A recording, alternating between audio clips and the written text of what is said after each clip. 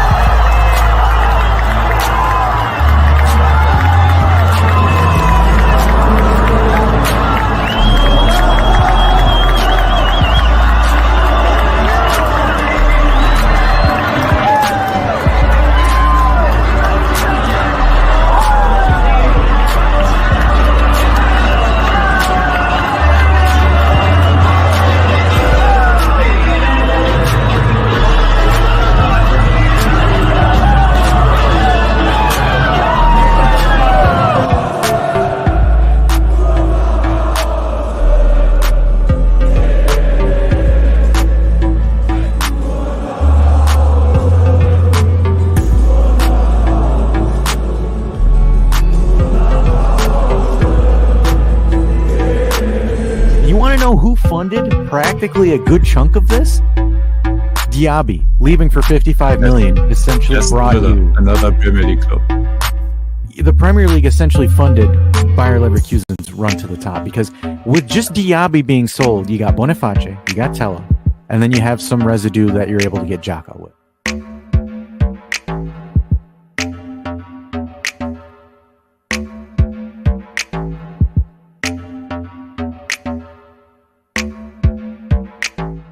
Welcome, folks. Happy Wednesday. Let me adjust my mic volume here because I sound really, really quiet. But other than that, it's Wednesday. We're here to talk some articles, some stuff that's floating around the interwebs. Maybe make fun of Dusan again because he is the gift that keeps on giving, and I am all here for it. But here to join me with our Wednesday night shenanigans, we've got Canadian Dave. German Dave is running late.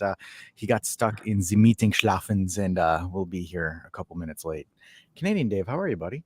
I'm all right. I was just laughing. Jeff doesn't know about the drone scandal. We're going to talk about it. There's a drone scandal.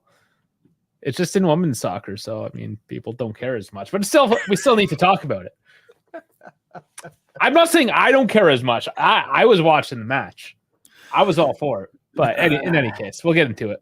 Dash I'm doing well. Whoa, Otherwise, did it go back to the? No, I don't think I am. He sounds loud. You sound loud to me. Yeah. Oscar and yo. What's going on, guys?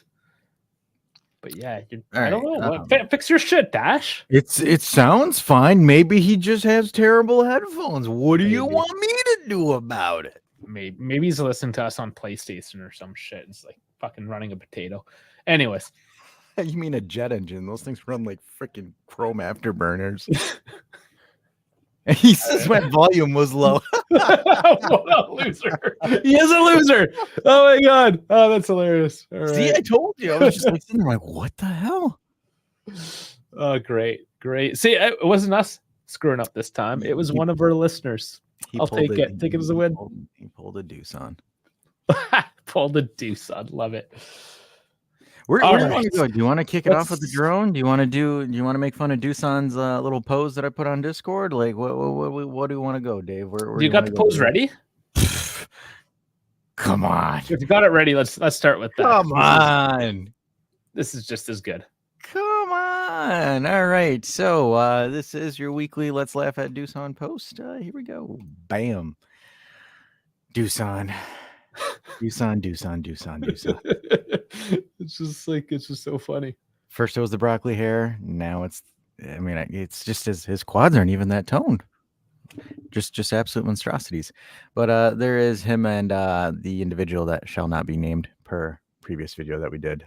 But these guys at training camp, I just love throwing stuff to tease Dusan a little bit. But Dusan and soon to be Tottenham Hotspurs player talking over there. Just I can't do it. It doesn't But- help that they all look like anime characters with those He training kits. does. I can't. I don't know. Maybe it's just the training gear, but It is. I love how like everybody's legs are normal. Like their shorts are just normally sized, and then Doosan has his legs rolled up, and it's like, bro, come on. We all know you're gonna shoot the ball and miss like 20 times already. Like, relax, bro. Like, There's- chill. There's always, oh man, there's always one guy. It's kind of funny because like I'm wondering, like, you could actually turn this into a meme and like make captions for this. Okay, well, start. What's your caption? I don't know. It's just like you could probably like the way that Kieza's looking at Doosan and the way that Doosan's leaned up. So he's like, it's like Doosan's like, so you're in the squad, right? And I have a Kieza's great like, idea. caption contest on Discord. Yeah. Yeah, we could. Yeah. Instead of forcing you to make this shit up on the fly. I didn't pregame. I'm not gonna lie. Okay, caption contest, guys. Let's go. Yeah, give us your caption. I don't know. If something's hilarious, we'll do a giveaway of something. Relaunch the store soon, all that stuff. Things are on deck for this coming weekend. Get some memes going. The who? Memes, memes. Oh, the memes. You said it. The memes. Okay, The you memes. said it funny. Okay, so I mean, what's Chiesa even doing? Are they even allowed to talk to each other? He's off the team. I mean, he is, but like for example, Chiesa is still technically allowed to train and do first team training because like the problem, and I think the issue that they're running into is that if they didn't let him train, then his value would tank even more. Sure. Because then like teams are like, oh, this guy's completely frozen out. We're not paying 20 million for a guy that's on his list, then it would drop down to 5 or 10. So I think this is Gentili just kind of like, let's keep him in. Let's make it look like we'll possibly utilize him or maybe utilize him and see if we get a buyer from there.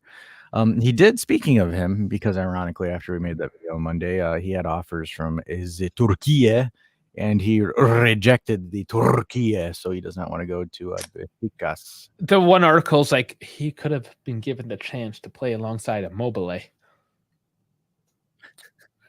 I was like, really? Like, I don't think that was really what was going. With how needy he is, I don't think that was his concern. No, not at all.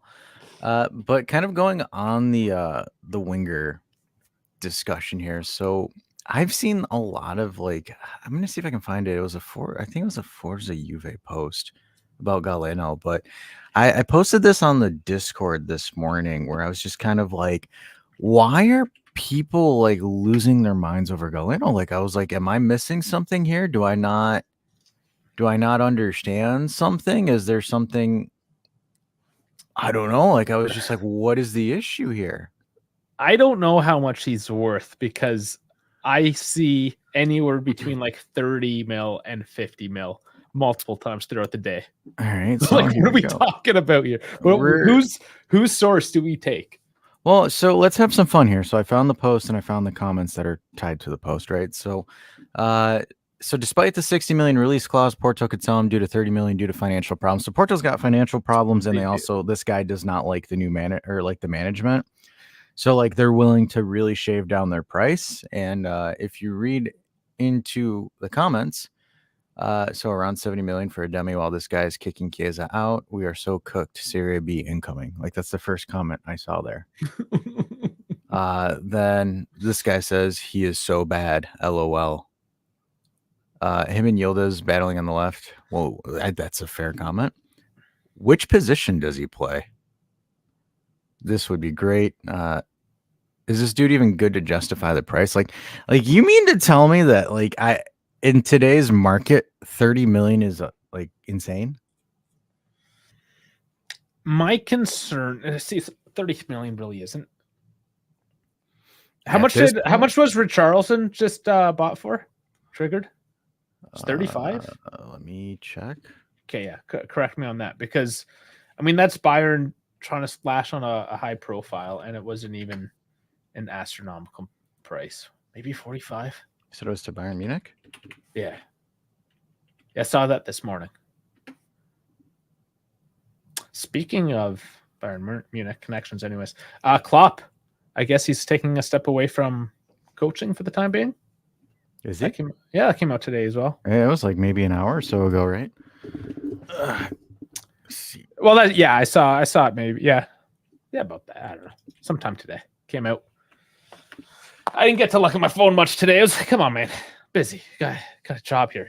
But we all got a job. Dave hasn't even shown up yet. It's 11:40 there in Germany, and he's still working. Like, what the hell's going on? He is about that grind. Just grinding it away. All right, so you're gonna fact check me on that. Yep. But that was a release clause situation too, where it was just like, trigger it, let's go. We're talking about the right. No, this is a different one. He plays that. Yeah, the Tottenham player, Brazilian Tottenham player. Yeah, I saw something that he's gone to Bayern today. Double check the news. Unless I got like some bullshit thing. No. Did I get some bullshit thing on? You might have. I might have gotten some bullshit today. It was during my morning poop, so I wasn't like completely dialed in yet. Is that a good enough excuse for this? Dave. Yeah, I'm sitting there thinking that Bayern Munich got Richarlison. Oh my goodness. Oh man, that makes me look like an idiot. I'm gonna have to find out what bullshit account that was. Sure here. That was a bullshit account. Is there a way to check your history in that shit? Probably not. No. Maybe. Probably not. I'm trying to see if I can find like any links. No, there's nothing. No, there's nothing. I got fucked, man. Somebody played with me this morning on my morning poop of all things. Yeah, you didn't take a clear dump on that one. Man, that's disheartening that you can be just led astray first thing in the morning. The world we live in. All right, so let's introduce. I'm going to introduce this player just because we need to break him down a little bit, because some of these comments I find these very ironic, because folks are kind of like, this guy is trash, and it's like, hold on, let me see if I can find one, because one of them that shared this was like one of these bigger like YouTube, or not YouTube, but Twitter content creators, like, oh my goodness, we would have been better off with Sule instead of this guy. And I just saw this and I'm just like, can we not be Sule obsessed anymore? But bringing on these stats here. So talking about Mr. Galeno here. So out of 38 matches, he's got 14 and 11. So 25 overall goal contributions for the entire season, which is miles ahead of Sule, which is also miles ahead of a certain individual that was staring at Deuce on the way that he stares at ridiculous contract extensions. So for 30 million, when you're getting a 25 goal and assist contribution player, he's not bad. Is not bad at all. So when we're looking at the percentiles here, and where I think this really thrives for what Moto wants, is you're looking at a guy that's, again, middle to above the pack with non-penalty goals, non-penalty XGs, shots totals, assists, expected goals and assists, your NPs and your shot creating actions. The other thing too, touches, progressive passes are quite well, but again, take progressive passes as a grain of salt, because they're one of the more misleading stats. Tackles, not the greatest, but interceptions really well, clearances very well, and aerial one very well. And if I were to compare him, I wish there was an actual comparison. You're not going to do it, are you? Am I going to do it? Are you? Am I? I'm waiting for it. KB, we will talk about the drone. Hold on, Ian. We're getting to it. So when we compare, you want to take a stab at whose numbers these are? What's Chiesa? I know you're taking Chiesa. Yeah, it's him. So if you look at it here, big difference. Aerial duels and clearances, absolutely atrocious. Tackles are decent, but when we move over back to Galeno's, well-rounded. Overall, just a well-rounded player. I mean, the passes attempt, pass completion has a lot to be desired, but again, I really don't value these stats because they're easily skewed. Passes attempted. If Chiesa were to pass to Alexandro or Gatti, that counts, and you can inflate that. That's why I don't really look at that. Some things when it comes to wingers that I really look at is how much they're able to score, how much they're able to create, how much assists they're able to give, and out of the total shots. Where it's just like you look at, a certain somebody's non-penalty goals, non-penalty XGs, not that good. So for 30 million for Galeno, I am perfectly fine with that. I think that's actually pretty good business in my opinion, because his release clause is 60 and he is 26 and in his prime right now. So you get him on a 4 or 5 year deal, you've locked up at least one winger barring a serious knee injury. So you got to look at the competition as well. A lot of, and this is kind of a Gentoli thing, and Jim Dave's about to fly in here. He kind of takes these smaller profiles from these smaller teams and these other leagues that we're not necessarily always paying attention to. And it can make it hard to really know exactly what the hell you're talking about, I guess is the easiest way of saying that, right? We kind of all jump to conclusions because we see a couple things here and there, maybe a highlight reel, what have you. German Dave, coming in hot. Everybody. Tell us what you think about Galeno. And if we're all crazy for wanting to get him for 30 mil. Well, not all of us apparently, but what are your thoughts? Coming in hot. I see it only as a positive, and 30 million is a great price. I don't know what everybody wants from it. He's a great passer. He's a great finisher. He's technically great. He can cut into the box. He can invert into the box. Like he's all around. He can shoot from outside. He can dribble into the box. When he dribbles into the box, he's looking up. So, and he's cheaper than the and he's cheaper than somebody else we bought for 10 million more. That's simple. Yeah, and that's something to put into perspective, is that we did pay 40 plus 20. Yeah, plus 20. We played a lot for Chiesa, and you said his name. Oh, I didn't say his name. I'm kidding. I just put something into perspective. Guys. I didn't even mention the name. No, that's fair. That's what we have to do, because that's the outbound player is Chiesa. Yeah.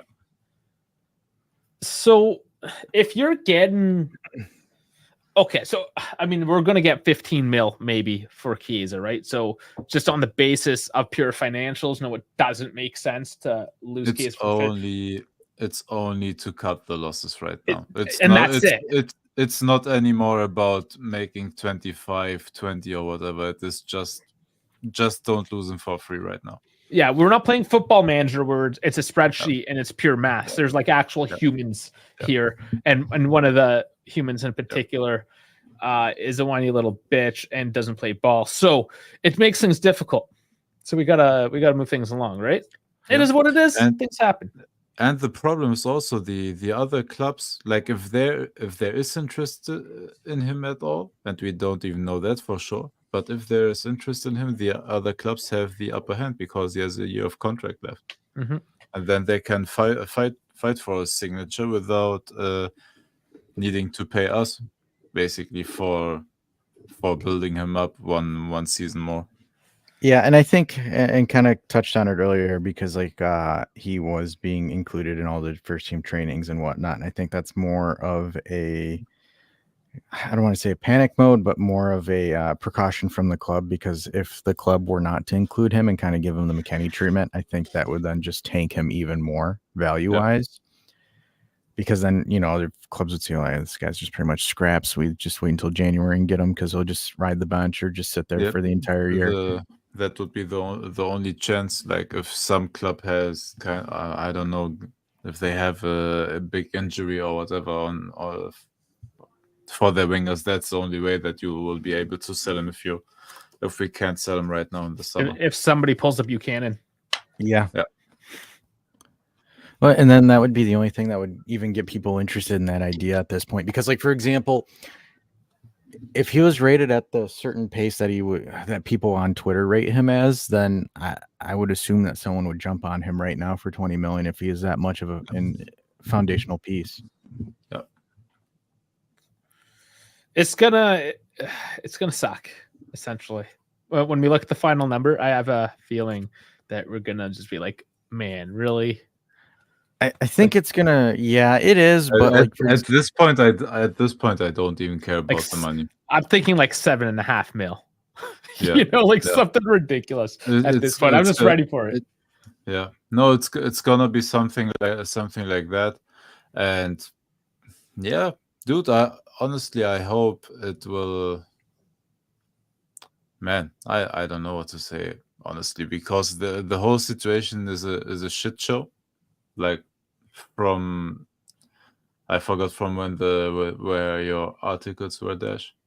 When did it the whole story started. So start like the with whole the thing started in like negotiation? November, December. Like Yeah, this whole thing started November, December of last year yeah, when we were winning too, which was ironic. yeah. And we go in depth on that in the Fed Day Up video as well if you want to watch a little bit more of in depth. So this is a little bit of us kind of doing some marketing for that video, but look, I think the main topic that I kind of wanted to discuss is I don't understand and I don't find what people are losing their minds over that Galeno is garbage and I can't believe we're wasting 30 million on that and Sule this and blah blah blah. Dude, I kind of want to touch on Sule and transition this into Sule as well.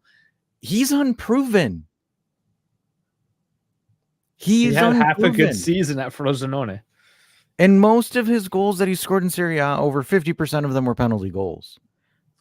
Ironically, Roma did their best deal today because they signed Dovbik for what was it, 28.5 or 30 or something, and with bonuses. Dude, they got a good striker. Roma is looking good. Mm-hmm. I think the question Roma is, where the hell are they getting all this money? I have no idea, man. That's one of the biggest mysteries ever. So Tito made a jive. Or they Tito are mentioned paying it like. today. Oh, did he? What did he say? Because he's Oh, not he's- the one to be good on finances as well. The translation was something like, at least I know where I get my money from, or something like that. Yeah. Just, saying, No. where's your money coming from, Hey, Friedman's? we will see. Maybe they up is the right term, upfronted, like all their pay or front loaded all their payments, and now they have to earn it on the back Maybe, yeah. back half of the mercato. Risky. I don't know. Yeah. But if they don't make big sales, brother, I hope UEFA will go after him as well. Now that Dybala convinced Sule to come, they'll get rid of Dybala. Which, yeah, I know. Well, that's the question, right? Where the hell is Sule going to play with Dybala? I'm assuming De Rossi's going to play a 4-3-3. So unless he decides to make Dybala the centerpiece, or Dybala somehow miraculously can play left wing, Dybala the 10, Pellegrini a bit further back, and then you have no defense. Maybe Paredes. I don't know if that works, but I don't. Is Paredes actually officially signed, or was he just? Yeah. They bought him actually last season. I don't think it was a loan. They bought him straight up from PSG, I believe. Because they signed Aouar on a free and they sold him for 15. Yeah. And then they sold Belotti for like 5 to Como. Yeah. Yeah, they made a few mil. They did, but like at the same time, I'm sitting here thinking to myself that they did all this work just to essentially finish 5th or 6th again. And yeah, Europa League. How much does that get you? It's not a huge payout. It was 8.5 or something when I looked at it. Yeah, a few mil. So it's nothing really huge. not a lot. Because, like, for example, I think you get 2 million for every round you pass. I think it's 2 million or something like that as well. It's not big money. So to kind of go here with Conceição, right? Like, I would like him, but he is more expensive right now, and I think Juve have more control over Galeno. And I think he's kind of, I think he's got a little bit more. I don't want to say street cred, but a little bit more equity with his contributions this season. So it's just kind of like I'm thinking to myself where it's like I think Juve want to go because, like, for example, to get Conceição, I think they have to go above 30 million to get Conceição. I think it's going to be 38, 39, 40, 45. Most of 40. Yeah. So we still have to assault on Coop miners as well. Yeah, There's exactly. money to spend, so it's very tricky. So with this one, the problem, even though Roma have the Feinkin group as their owners, they still have. Friedkin. I thought it is Friedkin. I think it's Friedkin. But anyways, though, back to that fried chicken. Learn something new. So the issue though with Roma is that their income has to meet their expenses, right? Despite them having rich owners. Yeah, dude, we have rich owners. Like that's not the problem. The problem is you have to abide by the financial fair play rules. Because, like, for example, if Roma can't come in here and drop, 200 million in transfers out of nowhere when, they're only getting, 50 million in income for transfers and just revenue in general, right? So that's the issue with Roma right now is like, and that's why a lot of people are saying, where the hell are you getting this equity? Because you have to be able, and that's why Juve is still technically financially in trouble, and that's kind of one of the reasons why Sule got sold, because Juve by 2026 they have to be positive in the books, because we've been negative for a while. Because during the Paratici era, we were spending when we're not really making anything back in revenue, and financial fair play kind of has this hammer if you're not Manchester City, where if you spend an exorbitant amount of time spending more money than your club actually brings in as far as revenue, despite capital injections from your owner, that's not sustainable. It's viewed as not sustainable, and you get penalized for it. That's what happened in Milan that one season where they had the cameo ownership of China, and they blew, like, what was it, 250 million on transfers, bought like 11 players, team flopped, guy went bankrupt, and then Milan had to miss out on one season of European football because of it. Yeah, and also why they had to sell, for example, a Tonali. We are not at the stage yet where we have to sell one of our centerpieces of the project, but they had to sell Tonali in order to make a profit, and then they shared that money that they made on and bought, like, who did they bought? Reinders and yeah, I forgot all the other ones. Because he was the standout in that new midfield. Yunus Musa, Pulisic, those guys. Yep. Well, and I think the main factor here also to take into account as well is that because I saw folks are like, oh, we sacrifice the youth and yada yada yada. Here's the one thing you got to understand about a farm system. So angry, man. It is, right. Trigger alert. For example, when you are designing a youth system or anything like that where you're transitioning players into the first team, the idea is that you keep the creme de la creme and you sell the rest. So I think Juve right now had kind of like a trifecta where it's like, okay, we have Sule, Yildiz, and Huijsen. Which one of those three are we keeping, and which one can we flip? So it's pretty obvious. Yeah, they kept Yildiz. Yildiz was the one that were like, hey, we need to keep this guy. And by the way, I agree with that. And yeah, and then they're like, okay, we can move Huijsen, we can move Sule, because again, all of those, like, for example, the Huijsen and the Sule are essentially, if everything goes right, they're north of 60 million in capital gains, of just straight 60 of capital gains. Mm-hmm. That's not factoring Sam, that's not factoring Barrenechea as well. And then again, Sam Milling Jr. was not really going to be anything, right? Same thing goes for Barrenechea. So it's like there's no love lost. And then, like, for example, if people are saying, and then they, and I see this comment get rebuted all the time where they're like, well, that's going to make the next gen not be attractive to younger players. What? Are you serious? If I'm a younger player, that means I have an accelerated path to first team football. That's 6 to 7 players that have regular first team football, and they're all under the age of 25. Yeah, I mean, when you're in your early 20s, even teenagers still, in the case of like Yildiz, for example, to have the chance, like, yes, you're in the Juve Youth Academy. They know there's a very small chance of actually getting a regular start in the first team.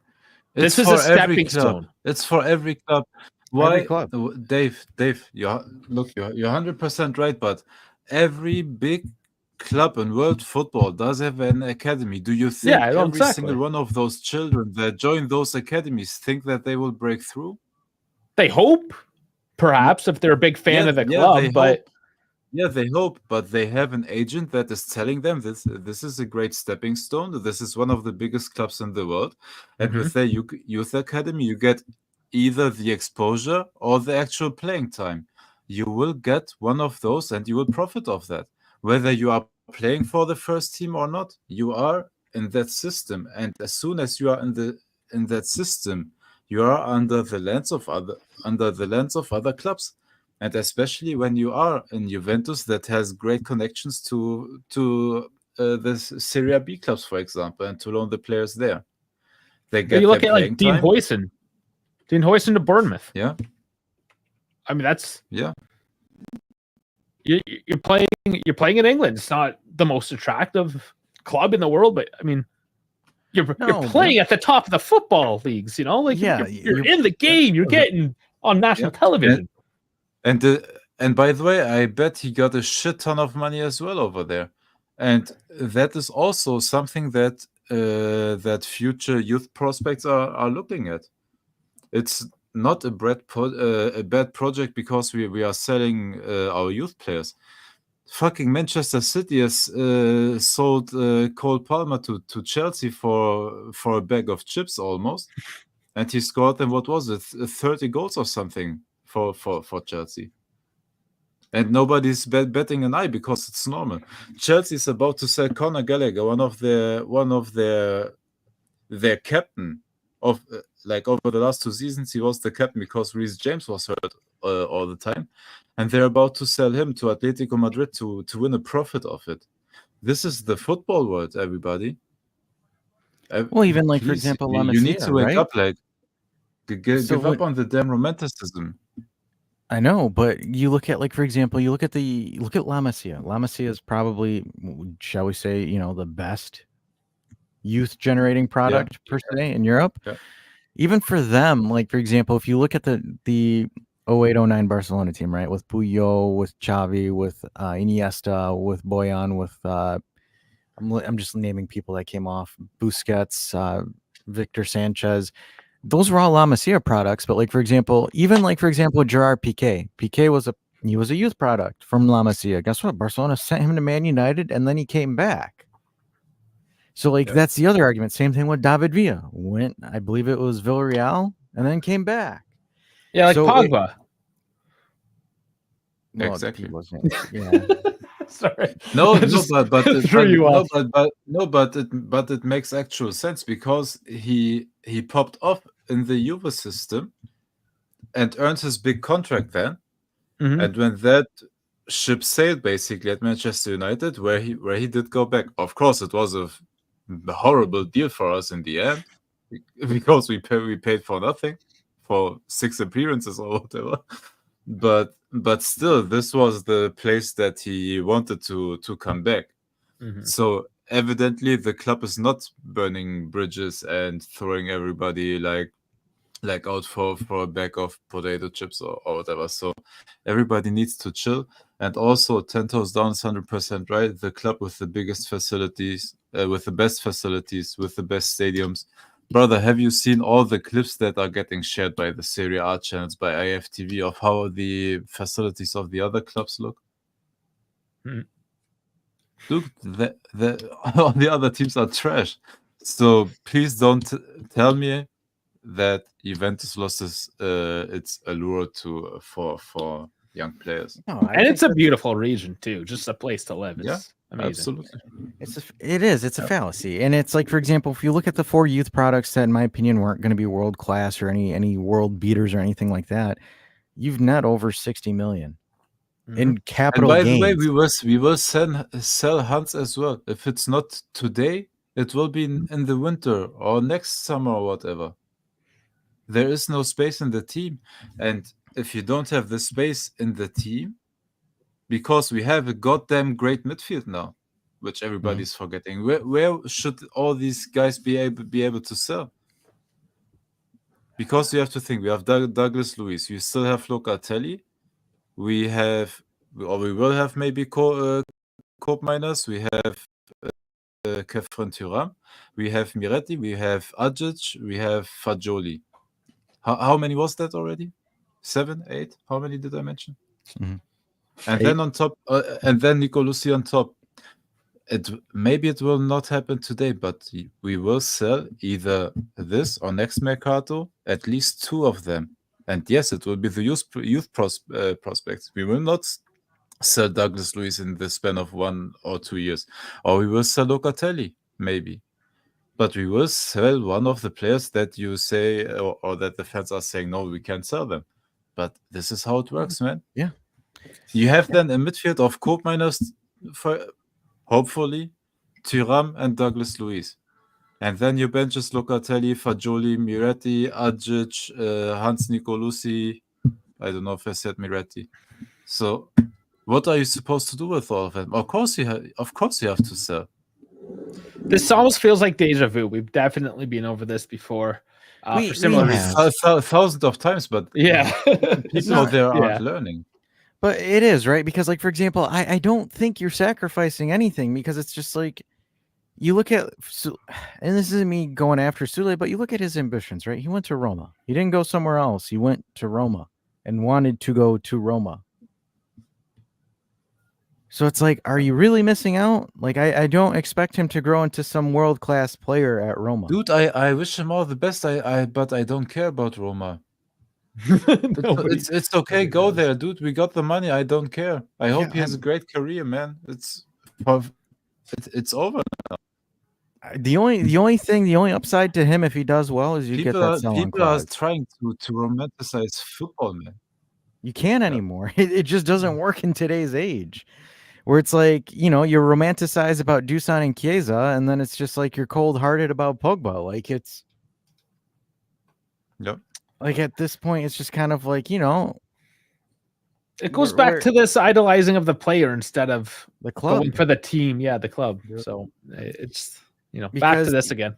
It's true. And right? by the way, go ahead, German Dave. The game of football is fast-paced, man. Every single transfer window, you will have likely like 4 to 5 players leave, 4 to 5 new players come in. It is just that way. And if you do the math, in the span of 2 to 3 years, you changed your basically a whole starting lineup again. That is how football works. And I don't know it's how life works. Why like people aren't getting that. So the people that have a job out there, I know there's some younger folks out there, maybe not quite yet, but you'll notice that in the workplace, after a few years, it's like completely new people. If you haven't left already yourself, it's just there's a couple people that they stay there for like 25 years. A couple. Most people come and go, especially these days. People don't. Like, that's their parents' generation staying with the company for 35 years. Like, now it's like 3 years, I think, on average, at least in America. I think the main thing that people need to understand is the instances where there's going to be a player that comes in through the youth system and stays and retires in your jersey are long and gone. That's never going to happen. Oh, that's so rare.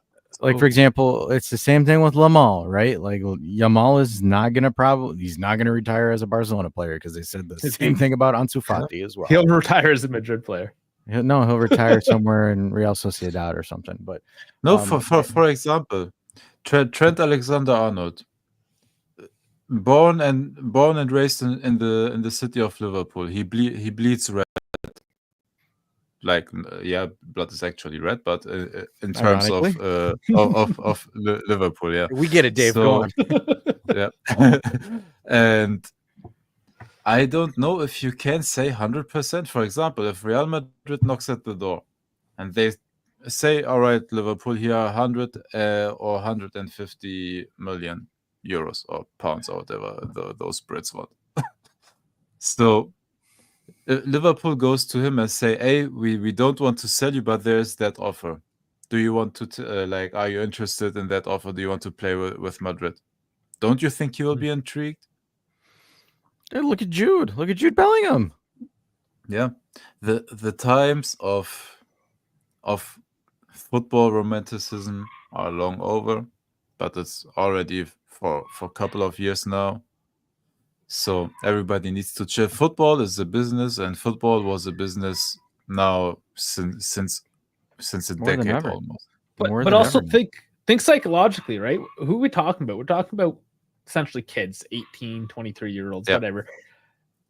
They are of that generation now as well, where they're not necessarily completely attached to an individual team. They might even say that, Juve is my number one team. Like, even me, I'll go and for some reason root for TFC on the side as well, right? Like, people have multiple teams these days. There's no more of just like, this is my team and nothing else, because the world is so global. It just doesn't happen anymore. And And you do have people that will just follow Ronaldo to Saudi Arabia, even though they have no reason watching the Saudi league, like that. That's Yeah, just what well, happens. and this is where it gets interesting, And right? no, Because like, and by the way, nobody's watching the Saudi league. Everybody's getting the contract from social media because ESPN, FC, ESPN, and Bleacher Report Football, and all those accounts are what posting a cover. every step he's doing.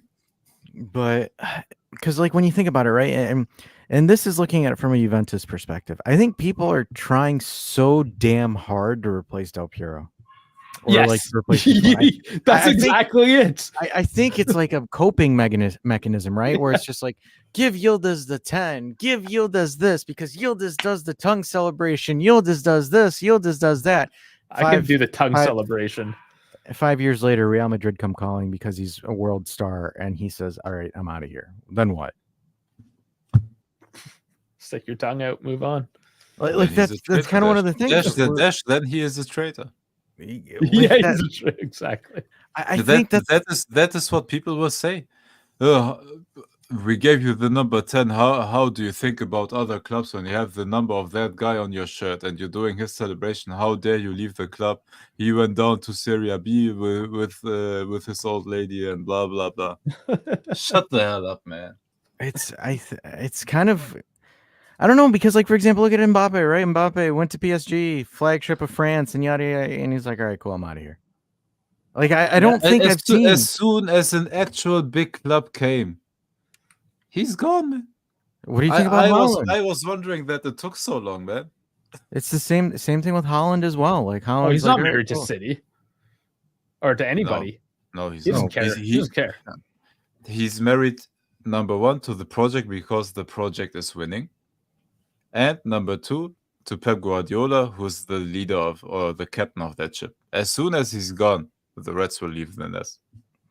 Because like exactly, because like when you think about it, right, in this day of an age, nobody cares about the club. They care about winning trophies and building their resume.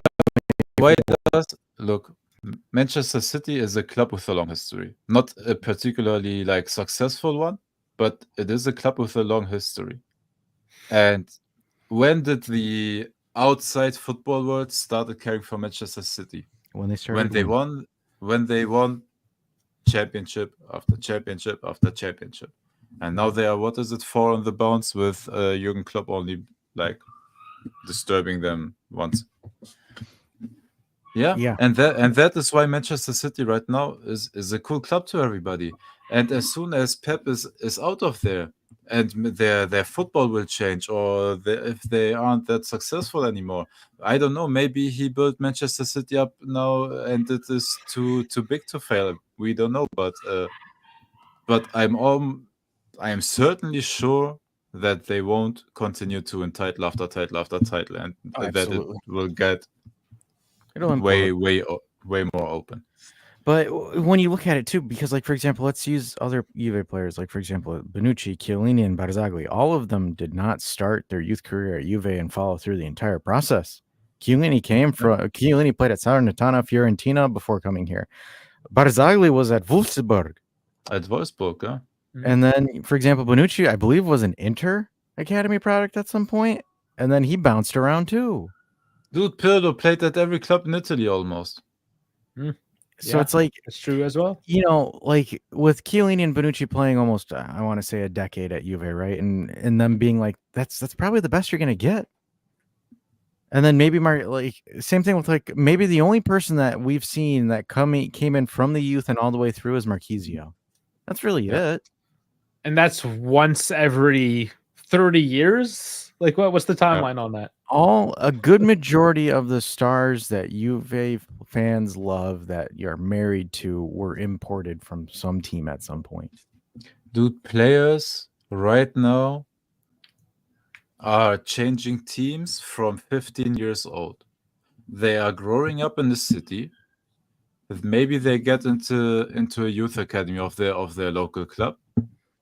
And then when they are 13 or 14 years old already, they get purchased for a young age. Sometimes they don't even get purchased. The club is saying them, all right, we will take care of the month's rent. We will get your family as well and whatever. And sometimes they don't even pay for those players. And at that age already, they are changing their teams.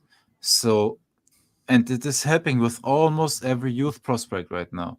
So if you didn't give up already on the romanticism of football, please do it now, because if you think this is bad right now, it will get Oh, worse. it'll get worse. And this is the way, dude. This is the way, Mandalorian. Well, and and Nerds. this and is the way. especially with this generation that is consuming like short content and whatever, they are even more short-sighted. As soon as they get like the first big contract proposal, look at Dean Huijsen. He was already looking out. He was 18 years old. His first season with Juventus, and he couldn't hold his feet for a season. And if you think he is a bad example, it will get worse with every year now. So everybody, don't fall in love with these Players. I would Don't have fall in said love with these young children. But these little boys do not That's, fall in love with don't these. fall. No, only successful podcasters and streamers are in love with minors. But anyways, Man, we're not that big. Sorry, we don't like kids here. You Fuck don't 'em. count, yeah. But anyways, though, kind of going back into that argument, right? Where it's just like you look at when I look at Yildiz, right? My main focus isn't about him following Del Piero's legacy or getting the number 10. My number one thing is how do we maximize the amount of time that we have with him here, and how do we get the best return out of it? That's honestly what it is. And by the way, Yildiz as well. From which youth academy did he come from? Bayern Munich. So, and if you think Bayern Munich comes calling, and they say, like, let's say next summer, all right, Thomas Müller's retiring. We want Kenan Yildiz. We will give you 75 or 100 million. Let's pump the numbers up a little bit. All right, we want to invest that money in him. Juventus, well, what do you say? Kenan, what do you say? Who says no to that deal? Nobody. Who says no? Does Juventus say no to the 75 million? Does Yildiz say no to playing for Bayern Munich? No, it's a win-win-win. Juventus gets the money, Bayern gets Yildiz, Yildiz gets Bayern Munich, and will win almost a title almost every season.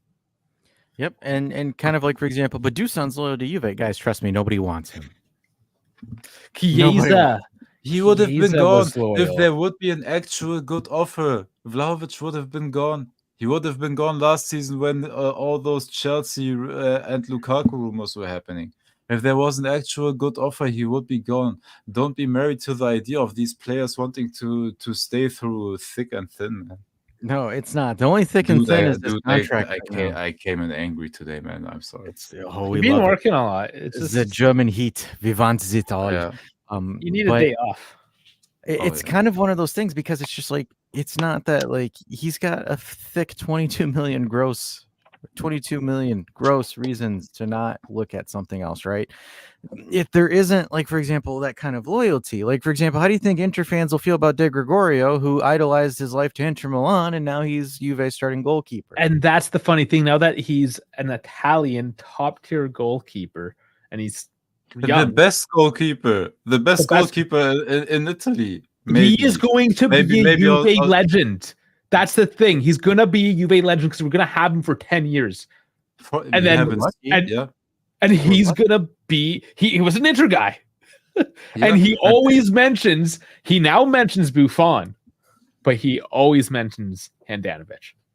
But we got him in his prime. We got him in his prime for a loan with obligation on 18 million. He's going to be a club legend. I'm calling it. It is a fucking bargain.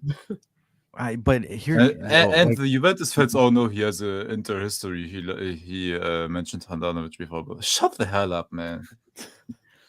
Same thing with Donnarumma, right? Like, for example, Donnarumma was going to come here, but then it's all of a sudden he's like, more money over there. Or Dollaruma. If you are honest to God, if you can pick Barella right now for free out of Milan's midfield, no. Hold Take on. him.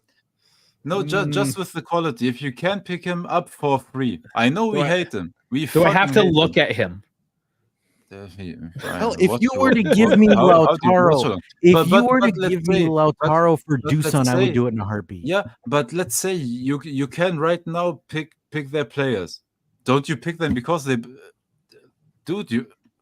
You're kidding yourself if you say no. I don't want Barella to I play know. at this midfield. Just look at your FIFA team essentially and see who you have on your team. Are they UV players? None of mine are. No, but like I'm saying, like for example, I would take, and this would piss people off, but I would take Lautaro over Dusan in a heartbeat right now. Lautaro was playing great ball. Well, he's a champion on multiple fronts. Like for example, we voted him as most punchable face, but shit, if he was scoring goals for me, I'd forget him. Barella's still so much more punchable for me. That's fair enough, but still, that's kind of the thing right now. It isn't about club badges or loyalties that died in the 90s and late 2000s. It's not that way. Like, for example, there's folks that still are thinking in that mindset where it's like now in the modern game, the modern way of doing things, the modern marketing and social media age, who can you get that can help you get to where you want to go? Which is winning. Because do you think Florentino Perez is like looking at Mbappe saying, oh shit, he's a Madrista for life? No, he's like, all right, he's only got X amount of years in his prime, so I'm gonna have to spend X amount of dollars to get X amount of this, and then I'll sell him to Juve for 130 million and have Juve pay him 60 million a year. Kind of like another superstar that I'm just foreshadowing here. That's what Perez does. That's what, like, for example, that is what Manchester City do. Let me cook with Man City real quick. So they took Riyad Mahrez. They took Riyad Mahrez out of Leicester City, right? Riyad Mahrez was, I want to say, late 20s, almost to about his 30s. They're like, okay, we'll pay Leicester this amount, maximize him for X amount of years, and then boom. And then we sell him, and now I think he's in Saudi Arabia right now. That's what they're doing. Manchester City is just grabbing things that make sense to what they need, maximizing it, flipping it, selling it. There's no Manchester City legends. Maybe if you want to give Real Madrid is doing the same. You're 100% right. I want to agree. Real Madrid is the same. They sent Sergio Ramos away, a club legend, one of their best of all time. They said, oh, maybe he's not on the level of Sergio Ramos, but they sent Nacho away. And if you don't think that they will send in a year or two Carvajal away when he's 33 or whatever, you're kidding yourselves. Football is that way. Okay, in this defense, 10 toes down, Dusan can't either, so there's not really much of a difference. At least Lautaro. Yeah, but Lautaro can finish at least on the open field. I don't know who's the worst PK taker right now, Lautaro or Dusan. I think it's Lautaro himself won Argentina the last international titles single-handedly. Single-handedly won Copa America. He's worse. I'm sure there's stats for that, but oh man, I don't know. I don't want to say the wrong thing. Apparently, saying the wrong thing gets people triggered here in the chat as well. You got people worked up there. From free kicks he can, but he can't finish penalties to save his life. What does that give him? He got 2 free kicks. It was just the 2, like back to back, wasn't it? And then that was it for a while. Yeah, and now I would bench him for Douglas Luiz. I would have Douglas Luiz take those. Dude, I don't even know. I don't even know who. I have no idea. De Gregorio, make him the PK taker. He probably boots it. Just boots it in the back. Just a Perino for penalties or Pinsolio.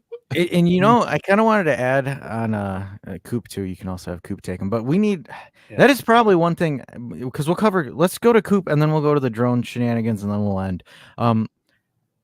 How worried are you guys about Coop Myers? Because, like, for example, he was illustrated since the beginning of the summer, the main target, the main target, the main target, the main target. So I kind of had this argument where I said, if Gentoli does not find a way to get Coop Myers, like, yes, he's done great moves outside of it, but that was the main course. The other ones, I don't think it was him tactically hunting out those other ones. I think there's a couple of situations that fell in benefit to Gentoli, where, like, for example, Coop Myers right now, he doesn't have leverage or a situation that falls into benefit him besides the player wanting to come to him, right? So I think right now, I think the biggest thing right now for Gentoli is he needs to find a way to get that Coop Myers deal done. It's going to take long. I think they know it's going to take long. It's going. I think it looks bad on him if he doesn't. No, it's not. I don't know if it's you're right. I'm not saying that it stains him, right? I'm not saying that he's a flop of a sporting director. I'm saying though, like that is the main thing that you're wanting, and you weren't able to get it. I'm not saying that this transfer window is a complete flop, right? Like I'm not going on the polarizing opposite, but I'm saying for me, it's a little bit disappointing that you're not able to get the main guy. No, of course it is a bit disappointing if you don't get the main guy that you wanted. But in my opinion, it will still be a very good Mercato because you still rebuild your midfield and the whole defense basically. And you are missing that one puzzle piece that, trust me, Giuntoli is not betting on only Cope Miners without having a plan B that he can follow through before the Mercato ends. We all know Atalanta will make it hard, and if he doesn't get the deal done with Atalanta, he has something in his back pocket, and I trust that. And even if not, this is still a complete team overhaul. And then at least we go in with the same midfield from last season, but on steroids.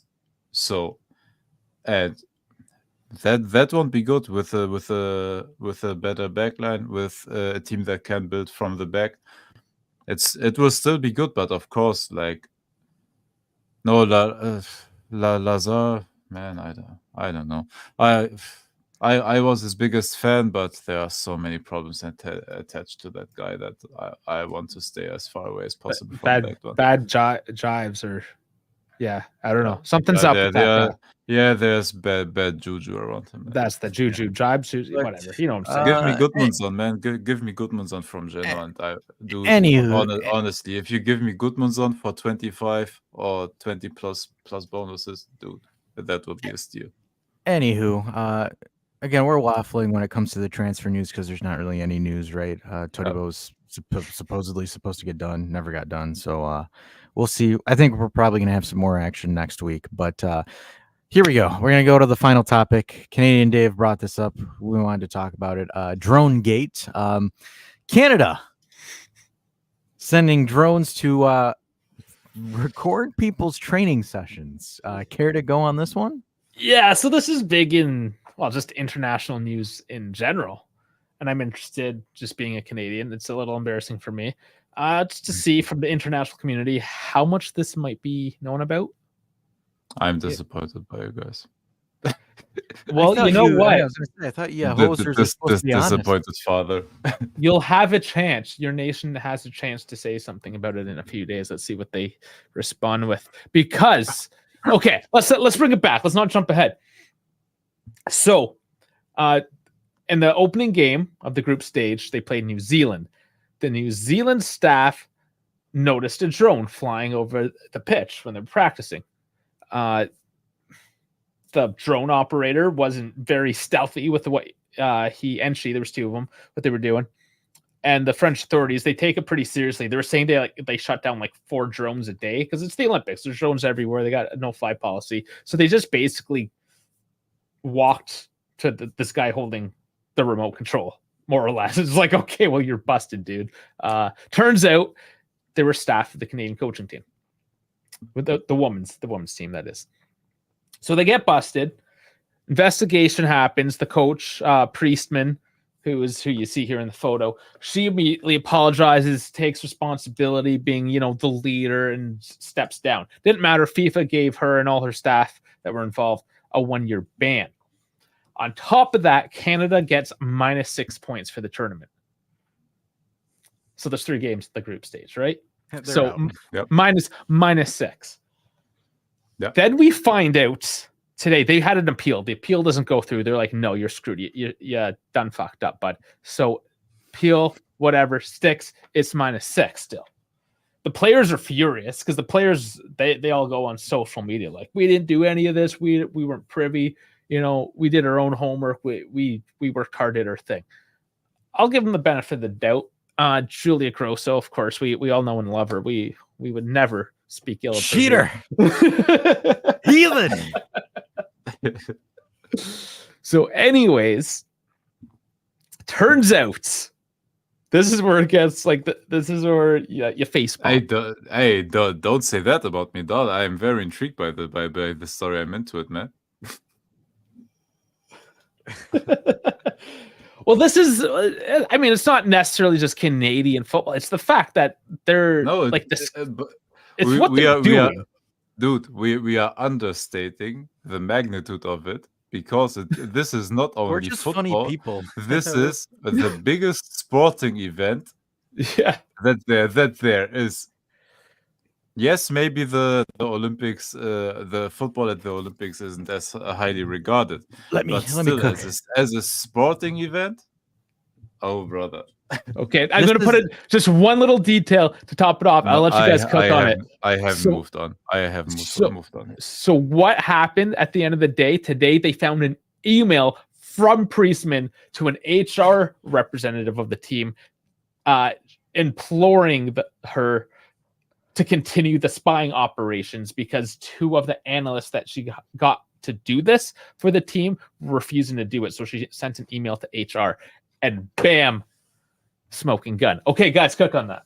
Anyway, so people can say right now it's the Canadians women's teams and yada yada yada, but what happens if that was Argentina in 2022 in Qatar? Or Torino in the last season. It could happen, right? Because look, the more technology is coming out there, because Bill Belichick did this with the Argentina Patriots. could have sent a fucking Airbus A380 over the training facility with cameras, and nobody would care because it's Argentina, man. They get a pass in cheating, but it's dangerous now. And Bill Belichick still didn't receive punishment. The only person that cheated and got away with it is Bill Belichick and Tom Brady. Well, not really Tom Brady, but he technically won a Super Bowl after getting suspended for 4 games. So, I mean, who's really the loser there, NFL? But, when you look at this, though, it kind of goes to show, right, with technology and how things are now. And it's like, okay, Canada got busted for using drones. It makes you wonder what the other European clubs are going to be using at some point. I would say more so international tournaments, just because camps are scattered throughout the area. And you'd be surprised, right? Like I wouldn't put it past certain coaches to hire some goof off the street and have them fly a drone, right? No. Because doing something like this is quite easy. It actually is. The club can send some kind of schmuck, buy a drone, give it to them anyways, and yada, yada, yada. The fact of the matter with this... Well, they were sloppy in this case. They got this is why it happened, because it's Canada women's soccer and they got caught. They just suck at this clearly. But this is a thing that's happening. No, the funny thing is, like, you could send a drone right now, like over wherever, for example, the Paris Olympics football teams are training or whatever, and even if it gets busted a minute too late or whatever, it is sending live footage, so you still have some footage, so you can't shut it off like immediately, so information that's transmitted. can get out anyways if you're trying hard enough. Oh, absolutely. Yeah, I mean it doesn't take much. These drones, they're pretty small. Some people played with them. I've played with them a little bit. Sophisticated. I've flown plenty. But do you want to go into the philosophical side of the players getting punished as well for? Well, and now that's the next. Management's fault? That's a great question as well. Whose fault is it? How do you lay blame in this situation? Is a points deduction in a relatively short tournament, the Olympics? I mean, it's 3 group stages into the quarterfinals. We're talking about 6 games. It's not huge, and you're taking 3 points worth of games. Sorry, 2 points worth of games away right off the bat, right? But it isn't the player's fault. But yeah, I know. But the issue is when you look at it from the philosophical sense here, and I'm going to try to concise my thoughts shortly, just because of my press for time. Okay. The issue is like it's the same thing. Like, for example, with U of M and the Jim Harbaugh cheating scandal that happened last year. The issue is like, yes, the players didn't directly participate in it, but they still benefited from it because, like, for example. the staff, the people that are in the know. Like, for example, if I'm your the guys' coach, scouting, the coaches. Yeah. exactly. If I'm your guys' coach and I have privied information and I'm catering training sessions and certain things to doing this, and I'm not telling you why we're doing this, you still have the advantage. And that's why they've kind of, and that's why they're trickling it down to the players, because at the end of the day, they're, it's a really shitty thing, right? It's a catch-22 for the players, because it's like, someone can argue, wait, you didn't realize that something was a little bit out of the normal, out of the usual for this when you were scouting or when you were watching film or doing this and this? You didn't notice a change and you didn't speak up on the ethics committee? And it's like, okay, but how do you expect them to know? They're not the ones writing plans and stuff like that. How can you expect the player to do that? That's that catch-22. But the issue, again, when it comes to cheating, is that does one party have a clear advantage over the other by illegal means? Yes, they do. Unfortunately, they do. Because, like, for example, if I'm coaching Canadian Dave and Canadian Dave is playing against German Dave, and I have someone, because, like, for example, German Dave on the film that's available doesn't show that he has a terrible weak foot, but I get drone footage of German Dave not having a great weak foot. So then what I would do then is I would change Canadian Dave's programming, put German Dave on his left foot, put German Dave on his left foot, put German Dave on his left foot. It's a terrible example, but that's kind of the idea, where there's a clear hole in German Dave's process or his ability that I'm like, okay, let's attack this. Because, like, for example, Juventus, from a club perspective, Juventus does private training sessions where Romeo Agresti and all those guys are not allowed in. Like, there are certain sessions where nobody is allowed in. It is just the coach, the staff, and the players. That is when they're working, like, for example, hey, this is what we're expecting Empoli to play. This is how we're going to attack this. If Empoli flies a drone over that and gets that footage, then Empoli is like, oh, hey, Juve is expecting us to play this. Let's bait and switch them. Let's make them think that we're going to do this, but actually hit them with something else, which then, again, the players have an unfair advantage. It sucks. It sucks for them, but it's unfortunately, and it's an unfair advantage. No, and you also have to add on top of it. Look, right now in this phase where you are in preparation, for example, for the league starting again, there are two training sessions a day. One of them is mostly free for the fans, but that is, so to say, the warm-up session where you pass the ball around and you're not doing like anything like that is tactically thought out. Like, it's kicking the ball around, staying warm, staying in shape and everything. And then you have most of the time the afternoon session, which is always a closed training session that nobody can access except of the coaching staff and the players. And that is where they're trying the secret spicy stuff, where they are trying lineups, where they are trying passing combinations or defensive lines or whatever they want to try. And if a different team gets to that information prematurely, then you are set up and you benefit from it in a way that you shouldn't. Because part of the game of football is doing calls during the game, where you change up your strategy, being flexible. And you circumvent all of that is a part of coaching and of the game of football via cheating. And yes, if your management, the coaching staff, the scouts, or whoever is doing that espionage, yes, the players are benefiting because, like Dash said, 100%, that information like trickles down and players get specifically trained to use the opponent's weaknesses that they got out of illegal footage. So yeah, everybody, like, the problem is also you lose the benefit of the doubt, and it is harsh, but it is just that way. If you have that problem or the scandal within the association, then yeah, the players also lost the benefit of the doubt. I hate it for them, and it's bad because the Olympics are, like, for some of them, this is the tournament of their lifetime. And it's set they are like, for example, losing out on accolades. And Canada, by the way, has a great team. They are losing out on accolades, possible medals. So Yeah, and that's kind of what sucks, right? Because, like, for example, when you look at it from a law perspective or a legal perspective, it's bad precedence if I punish the staff and not the players equally. Yeah. Because, like, for example, how can I prove that the staff didn't or the players didn't know? It's It difficult. is. It's a team, right? Like It team is, means right? everyone. It's a unified unit. So the issue is like, for example, the players could know or the players could willingly cheat, but there's no evidence tied to it.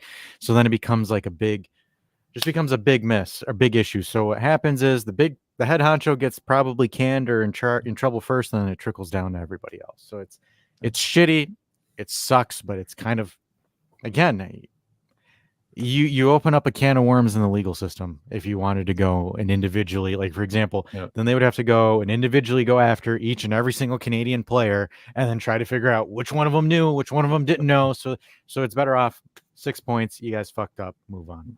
6 points, is that fair? 6 points, I think it is.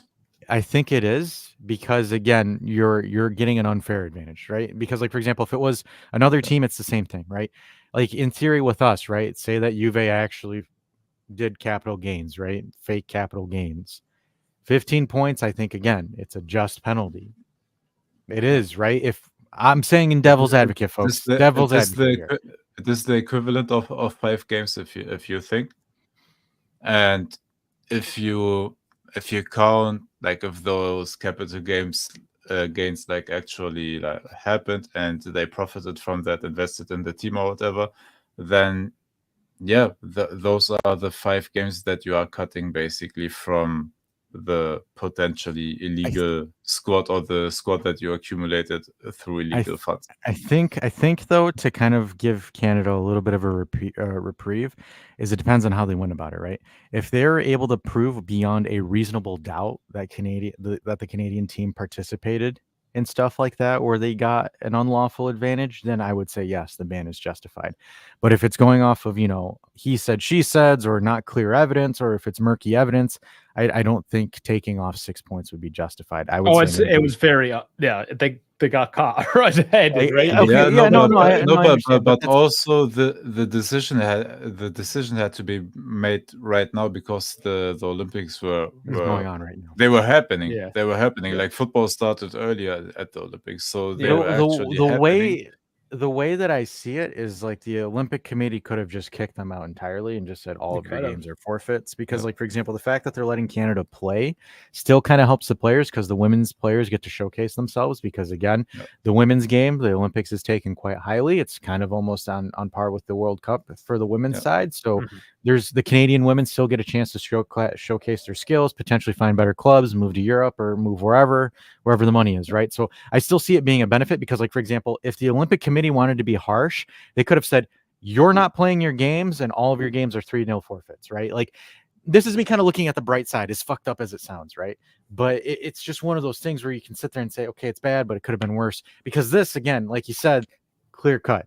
That was their drone. That was them doing this. That was them grabbing this. It's kind of hard to wiggle your way out of it.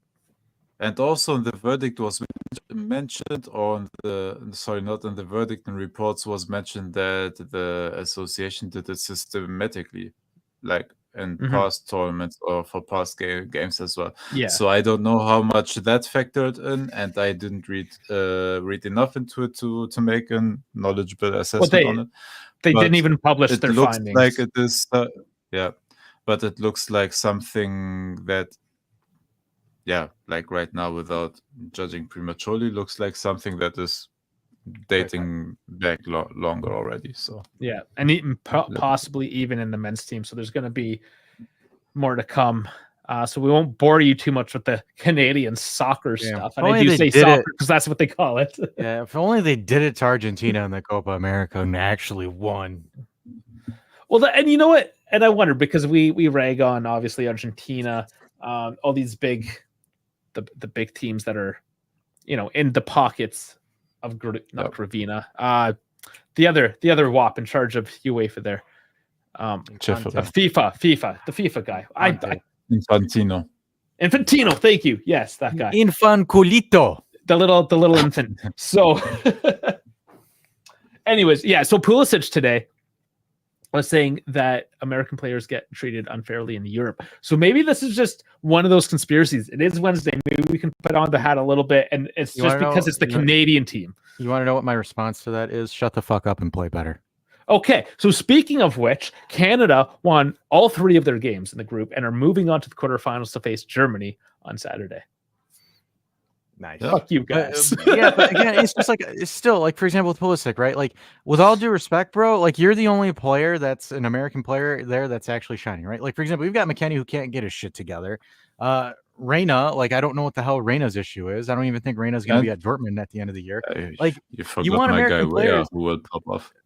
I mean, I'm hoping, fingers crossed. But like, look, dude, you want Americans to get respect in Europe? Perform in Europe. That's how you get respected. Yeah. It's as simple as that, dude. Like, no offense, like, you can't. And even with Pulisic, right? You weren't the main guy on Chelsea when Chelsea won that Champions League. You had a season where you were the guy at Milan. Respect. I wanted you at Juve. That does, like, I've had that flag. But when you make that comment where Americans need to be respected more in Europe, dude, you have no heritage in Europe. Your best was Clint Dempsey, who had a couple of who had a spell at Everton, I think a loan at Bayern Munich, and then Landon Donovan, right? You had Tim Howard Tim Howard at Fulham, and then you had Clint Dempsey at Fulham. No, Tim Howard was at Everton. No, Tim Howard was at Everton, and Ream plays right now like at Fulham. I just wanted to throw him in there.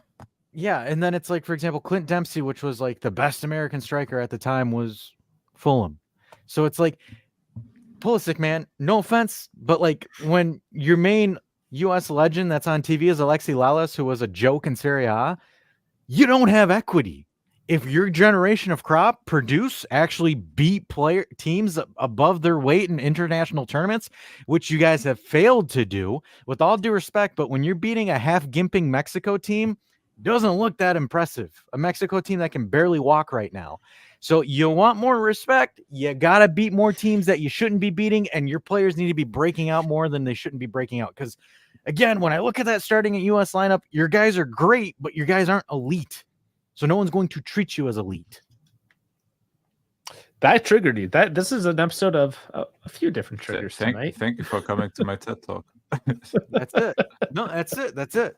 And I'm running a little bit late, so if we got anything else, let's run through it. Look, let's wrap this one up. Not too heavy on the news today, guys, but it was fun, and we will see you on Saturday. And stay tuned. We're gonna make the announcement in the coming days. Really, once we get it all sorted out, things are gonna change. Do we tell them now, or how do we tell them? We'll save it. Save it. We'll just, we just want to dive into it. It'll be in the Discord first. There's the QR code. Everything's down in the description. Like, subscribe. We play the music that tells us we're going to shut the hell up. So Dash can get out of here.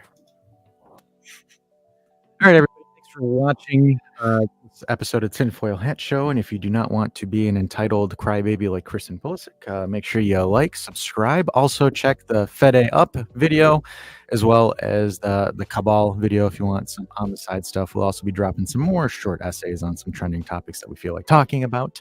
But on that note, folks, no Formula One this weekend, and we'll just have a nice chill call-in show on the road to SummerSlam. So we'll see you Saturday.